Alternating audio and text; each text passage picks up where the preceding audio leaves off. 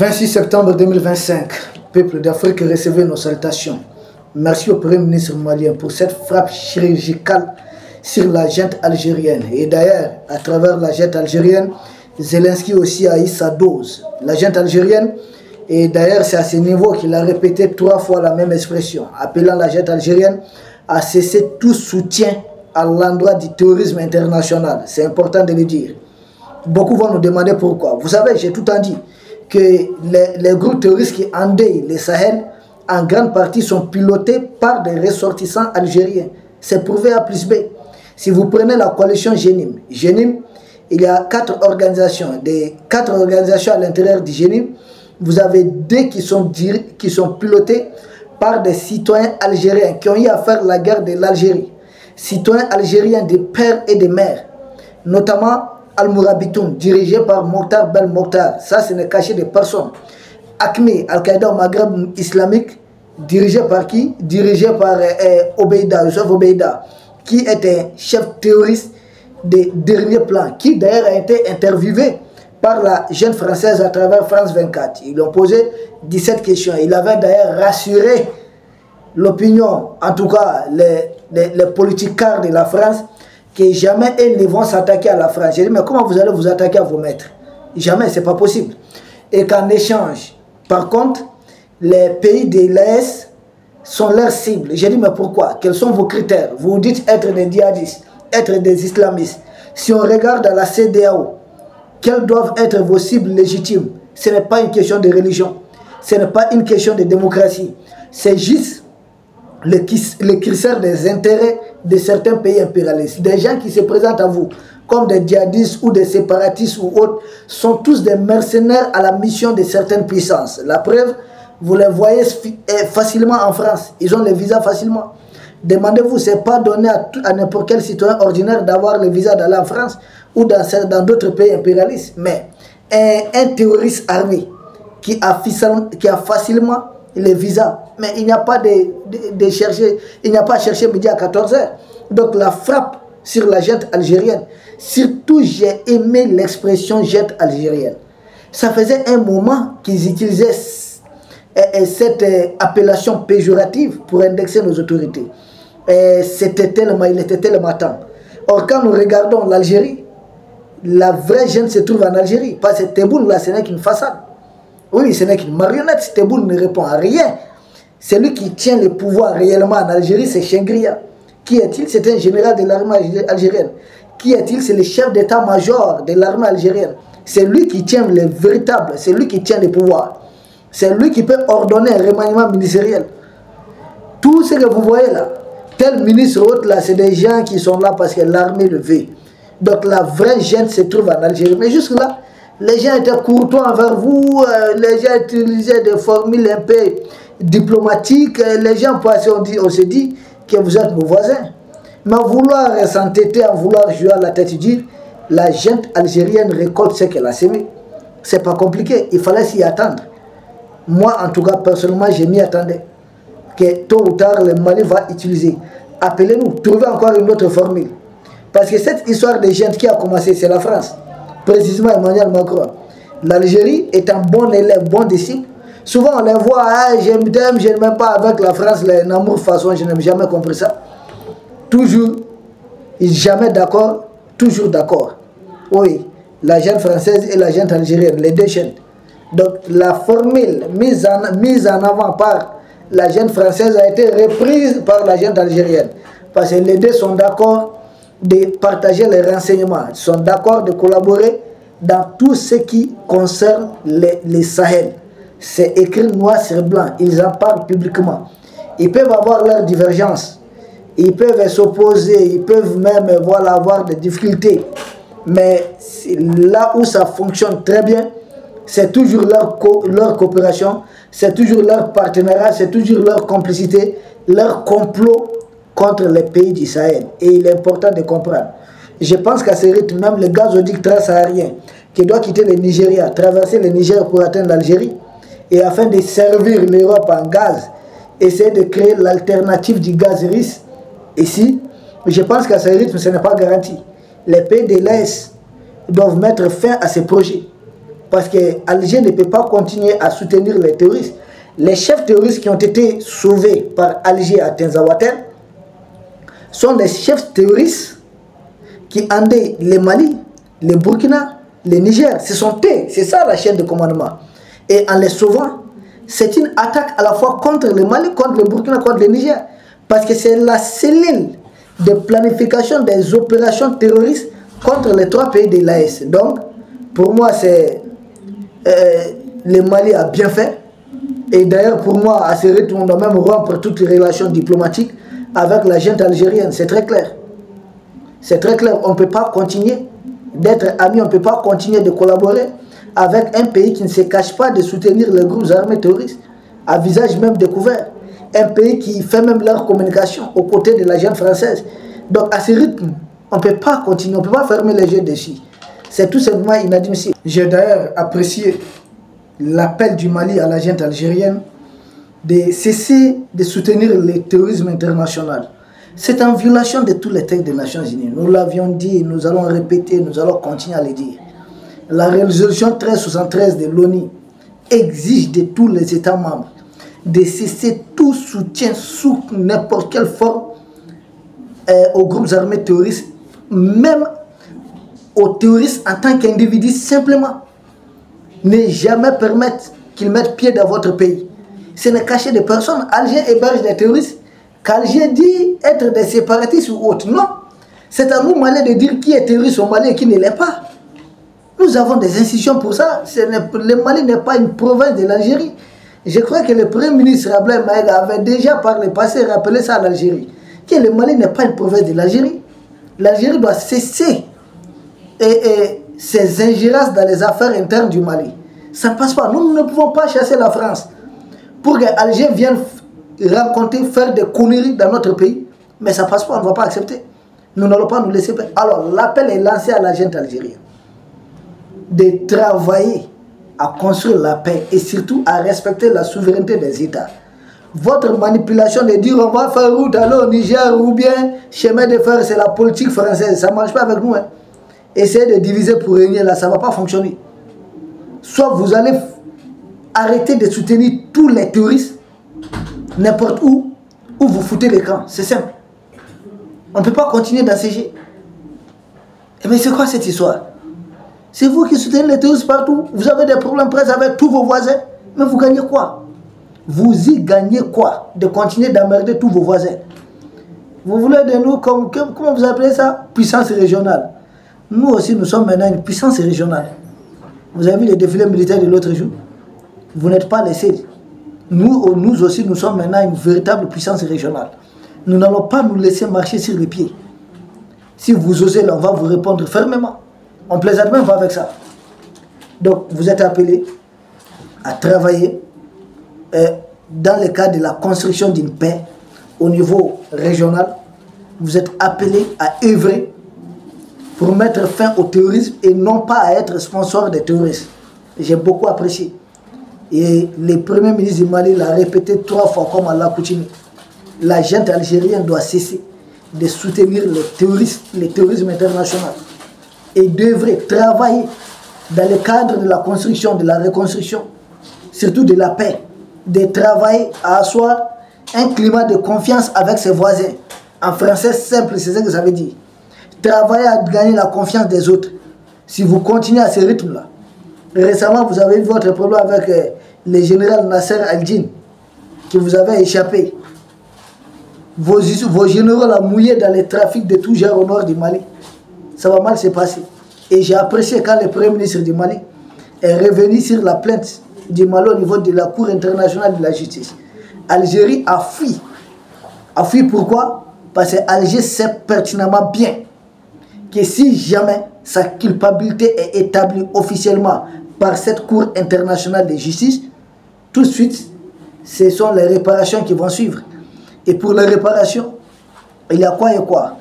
Alger doit non seulement payer les drones du Mali, rembourser, là n'est pas un peu le problème, mais ramener tous les terroristes qu'Alger avait sauvés. On va fournir une liste des terroristes qui se trouvent à Alger là-bas, les remettre à leur place, ou tout simplement les extrader dans l'espace AES. Et nous avons un tribunal qui viennent des jours, nous devons les juger au niveau de ces tribunaux.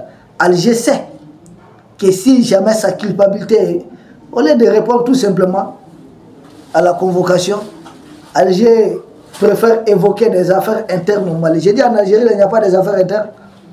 Dans les villes du sud, la menace ça chauffe.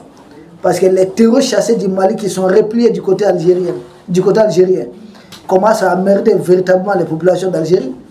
Des vols à main armée, nous sommes bien informés. Vous aurez cette patate chaude là entre vos mains. Si vous comptez les rétablir ici, nos fameux politiciens ont commis tellement des erreurs quand ils étaient au pouvoir. C'est pourquoi il ne doit pas être donné à tout le monde de gouverner un pays africain, surtout un pays de l'Afrique subsaharienne. Il y a eu beaucoup d'erreurs, on a multiplié beaucoup de fautes même. La décennie noire algérienne, tous les combattants algériens ont été déposés au nord du Mali. Tous les combattants algériens presque. Et ils ont pris le nom de GSPC, Groupement Salafiste pour la prédication et le combat. Ils n'avaient rien de malien. Et dans ces lots-là, vous avez les Abou Zeid, les Mokhtar Belmokhtar, les Youssef Obeida, tous les chefs, les Sahraouis, tous ces chefs terroristes-là, qui sont en train d'enlever les populations du Sahel, morts ou vivants, là, sont des produits de la guerre civile algérienne. C'est des gens qui ne devaient aucunement se retrouver ici. Nous avons commis cette erreur. Et puisqu'ils ont déjà pris habitude, ils ont pris goût à ça, quand ils ont même éliminé physiquement le guide Kadhafi, ils ont ramené encore les mêmes déchets se présenter au nord du Mali, espérer encore pour venir encore déstabiliser une seconde fois le Mali. Donc à chaque fois qu'une guerre finit quelque part dans le Maghreb, en Algérie on les dépose ici, en Libye on les dépose ici, mais nous avons péché, nous avons cumulé tellement de... Non mais c'est pas possible. Je me demande comment nous avons eu à commettre toutes ces erreurs, toutes ces fautes. On ne devait jamais accepter de telles choses. Bon, que dire de plus? Donc nous apprécions à sa juste valeur cette sortie du Premier ministre Abdoulaye Maïga. Et surtout, Zelensky qui a trouvé sa part dedans. Parce que Zelensky, moi c'est vraiment les deux points qui ont retenu mon attention. La frappe sur l'Algérie et la frappe sur Zelensky.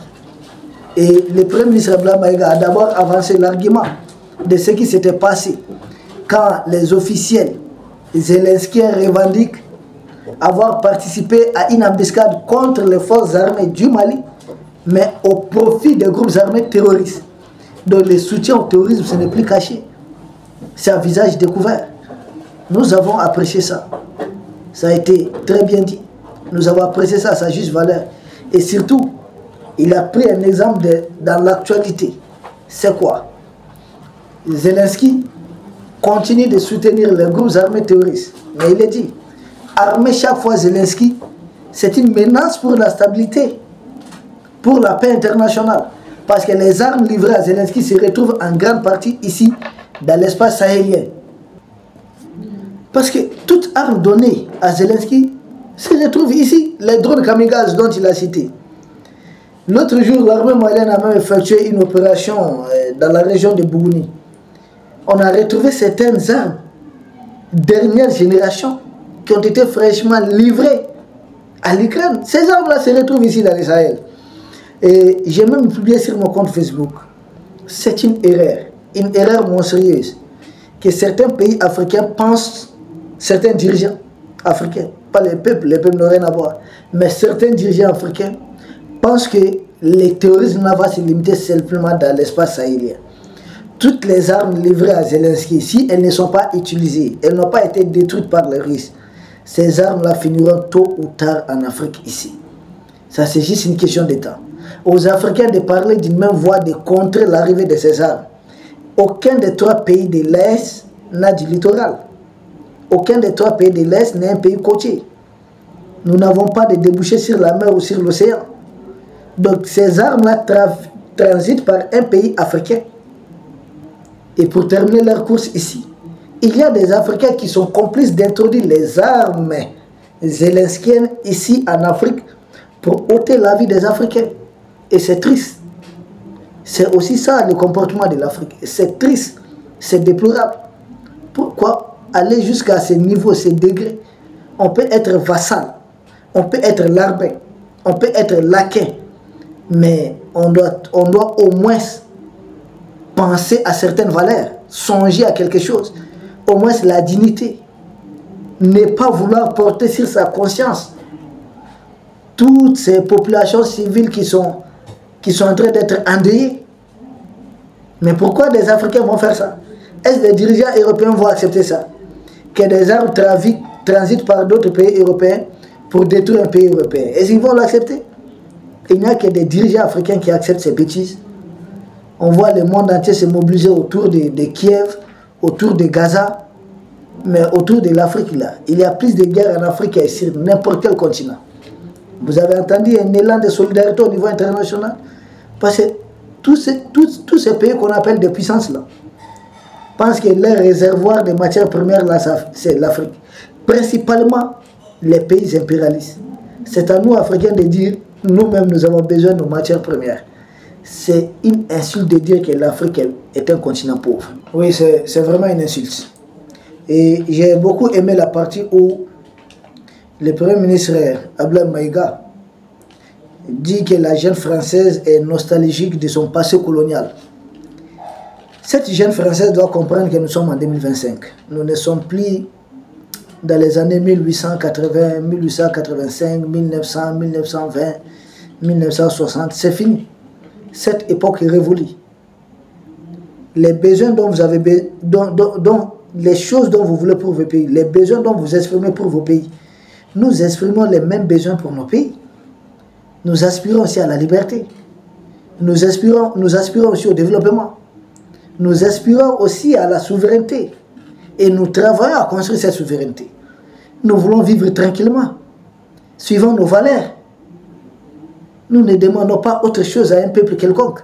C'est une insulte que ces gens aujourd'hui fassent la politique dans leur pays en disant non à l'immigration comme chante Donald Trump et autres. Si vous n'êtes pas venus voler là, si vous nous imposez, vous n'imposez pas de dirigeants aux Africains. Mais l'Afrique n'a pas besoin, les Africains n'ont pas besoin d'aller chez vous. Arrêtez d'imposer des dirigeants à l'Afrique. Si vous n'empêchez pas les dirigeants voulus par les Africains de travailler correctement, arrêtez avec vos histoires de sanctions, d'embargo, d'agression économique et on verra. Dans peu de temps simplement. Actuellement, ils envoient leurs terroristes attaquer les camions citernes, tout ça pour essayer de créer la vie chère au Mali. Dire, vous avez vu, ça ne marche pas. Sans nous, ça ne va pas marcher. Mais c'est la honte. Mais laissez-nous voler de nos propres ailes. Ils sont là à nous agresser un peu partout pour essayer de ternir simplement l'image du combat actuel. Des agressions un peu partout, des camions citernes, des populations paisibles qui voyagent. Et les médias propagande de la France sortent disent ah, Bamako asphyxié, ah, Bamako comme ça. J'ai dit, mais c'est la honte. Ils savent tellement que le président Assimi est bosseur. Les dirigeants de l'Est sont des bosseurs. Et jamais vous allez entendre que les dirigeants de l'Est, là, les trois présidents ont des comptes bourrés ou des comptes à l'étranger, des maisons à l'étranger, rien. C'est des gens qui dédient leur vie à leur patrie. Mais la meilleure façon pour la France de salir les combats, il faut tout faire pour que ça ne réussisse pas dans l'espace AES. Et la France et la junte algérienne. C'est de la travail main dans la main dans ces cadres, dans ces sens. C'est à nous autres de déjouer tout ce qu'ils sont en train de faire, de planifier comme complot. Ils ne sont jamais d'accord quand il s'agit de leurs deux pays, mais ils sont toujours d'accord quand il s'agit de piller, de voler, de maltraiter l'espace aérien.